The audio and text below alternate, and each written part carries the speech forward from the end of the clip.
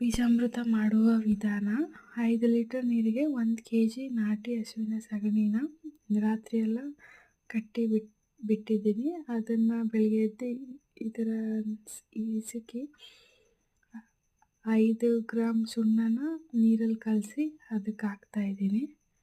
ಅದಾದಮೇಲೆ 1 ಲೀಟರ್ ಗೋಮೂತ್ರ, ಇದು ನಾಟಿ ಹಸುವಿನ ಗೋಮೂತ್ರ. ಹಳ್ಳಿಕರ್ ನಾಟಿ ಹಸುವಿನ ಗೋಮೂತ್ರ ಮತ್ತು ಸಗಣಿನ ನಾನು ಯೂಸ್ ಮಾಡ್ತಾಯಿದ್ದೀನಿ.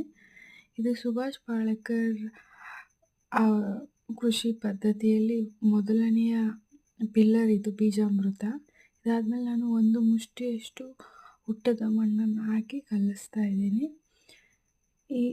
ಈ ಬೀಜಾಮೃತ ತಗೊಂಡು ಇದನ್ನು ಈ ರಾಗಿನ ಹೊಟ್ಟೊಯ್ಯೋಕ್ಕಿಂತ ಮುಂಚೆ ಒಂದು 4 ಅವರ್ ಈ ಥರ ಬೀಜಾಮೃತದಲ್ಲಿ ನೆನೆಸಿ ನೀಟಾಗಿ ನೆರಳಲ್ಲೇ ಆರಿಸ್ಕೋಬೇಕು.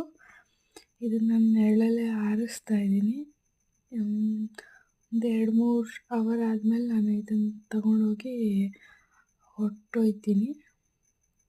ಸೊ ಈಗ ಬೀಜೋಪಚಾರ ಎಲ್ಲ ಆಗೋಯಿತು. ನೆಕ್ಸ್ಟ್ ಇದು ಹೊಟ್ಟೊಯ್ಯೋದಷ್ಟೇ ಬಾಕಿ ಇದೆ.